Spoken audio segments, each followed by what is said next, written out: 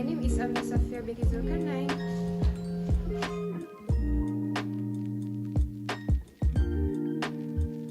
Hi, my name is NORAZHA IZWANI binti NORAZHA. There is a financial product which has existed for thousands of years, without which much of our modern economy wouldn't exist. And yet, it's a product no one wants to have to use. Welcome to insurance. Let's go back in time. We could go way back, but let's stop in 14th century Italy, where Francesco is a merchant. Francesco's business is doing great. Most of the sea voyages carrying his goods are very profitable, but if a single ship sinks or the cargo is stolen, he will be bankrupt. So each voyage can either make him richer or very poor. Francesco and his fellow merchants want to be able to develop their trading without the risk of going out of business. So they all pay a fee to hand over their risks to a third party, an insurer. For an individual, a catastrophe is an unlikely and unpredictable event. But when pooled together as a portfolio, the losses can be predicted and therefore priced by the insurer.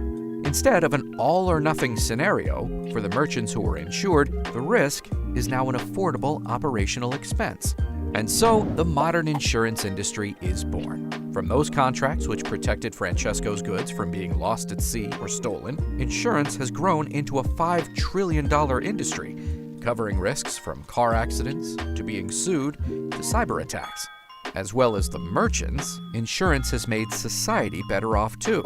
Businesses and individuals can now offload some of their day-to-day risks to an insurer, preventing unnecessary bankruptcies that affect families, employees, customers, and suppliers. This primer will unpack the complex insurance industry, from what range of products exist, how they're created, how they reach customers, and major technology trends impacting the industry. Let's begin. Let's go for the objective of study. First, to describe and analyze the descriptive statistic of both age and insurance charge. Second, to identify and quantify the strength and direction of the correlation between age and insurance charge. Number 3, to develop a simple linear regression model that explains the relationship between age and insurance charge. Number 4, to generate predictions of insurance charge based on specific age values using the regression model.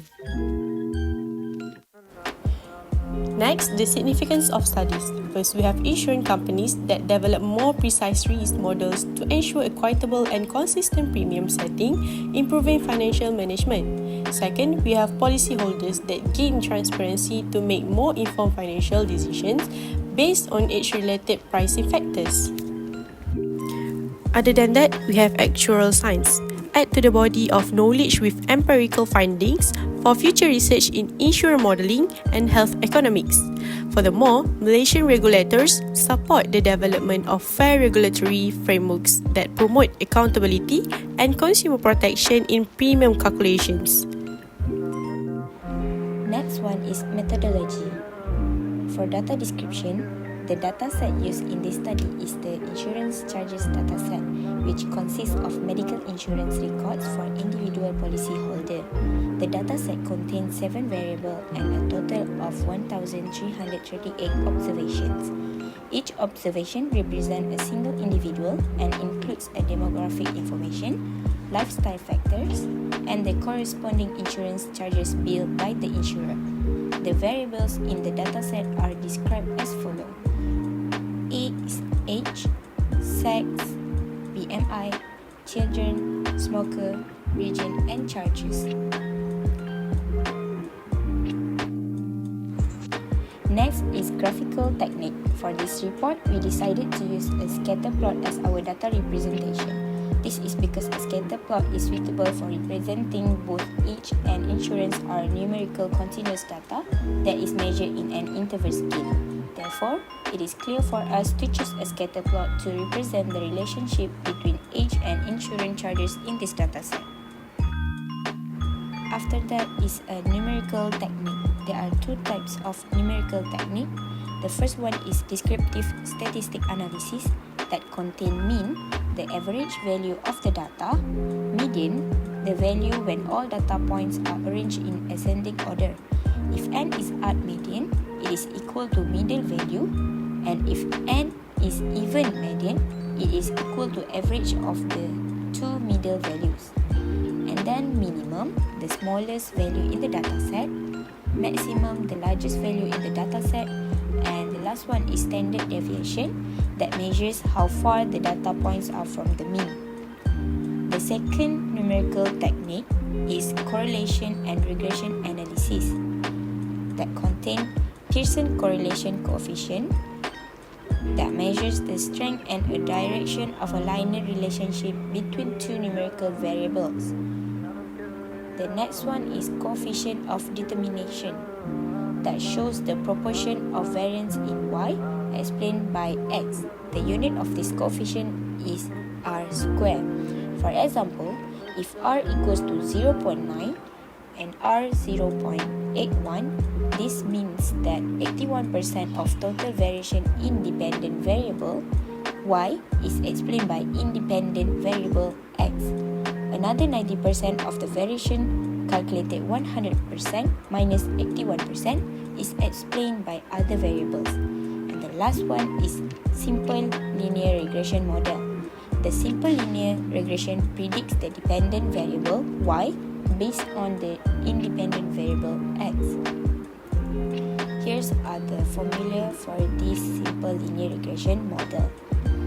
For interpretation, B is a slope that shows how much y change for a 1 unit increase in x, and A is an intercept that predicted y when x equals to 0.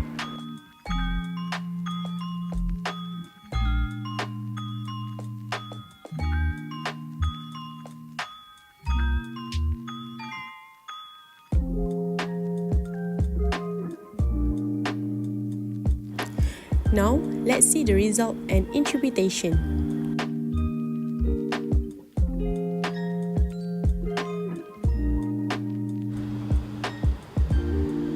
This histogram of A shows that the distribution is skewed to the right, indicating a positively skewed pattern.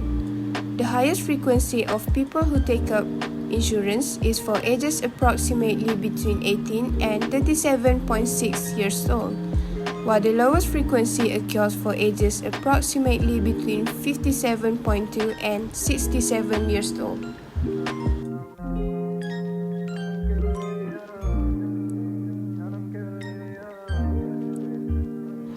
This histogram of charges shows that the distribution is skewed to the right, which indicates a positively skewed pattern.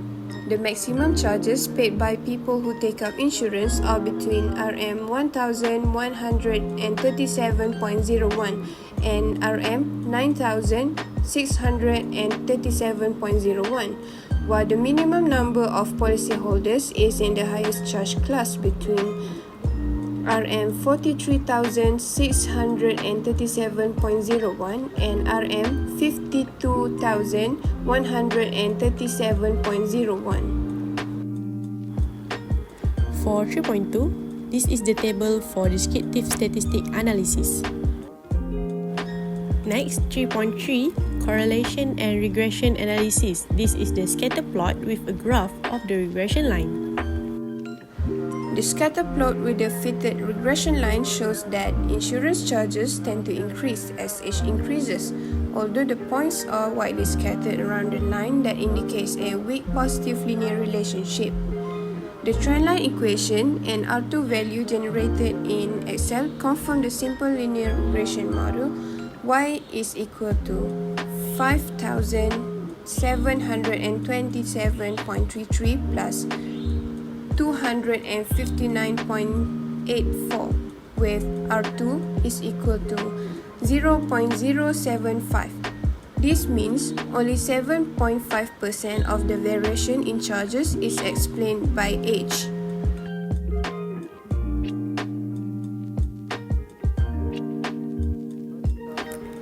So for the value of the correlation coefficients, which is R, and interpretation of its meaning, the R equals to 0.2738. This indicates a weak position linear relationship where charge tends to increase as age increase. The the equation of the regression line is y equals to a plus bx. So, the regression line for the relationship between age, which is x, and insurance charge is y equals to 5727.33 plus 259.84 multiplied with x, where 5727.33 is the intercept and 259.84 is the slope. An example of a prediction using the regression equation. For instance, if age equals to 60, y equals to 5727.33 plus 259.84 multiplied with 45 equals to 17420.13. The discussion of the slope of the regression line and its meaning. Slope equals to 259.84. For every 1 year increase in age, the insurance charge will increase by 259.84 units, which is Rm 259.84. Value for the regression model and interpretation of its meaning. R square equals to 0.075. This means that 7.5% of the variation in insurance charge is explained by age, while the remaining 92.5% is explained by other factors. For the conclusion, individuals can secure coverage early for lower premiums and better long-term protection. Next, educators or policy can strengthen financial literacy to help consumers understand age risk dynamics. And lastly, insurers can provide transparent, tailored products for different age groups, which is young and old. That's all from us. Thank you.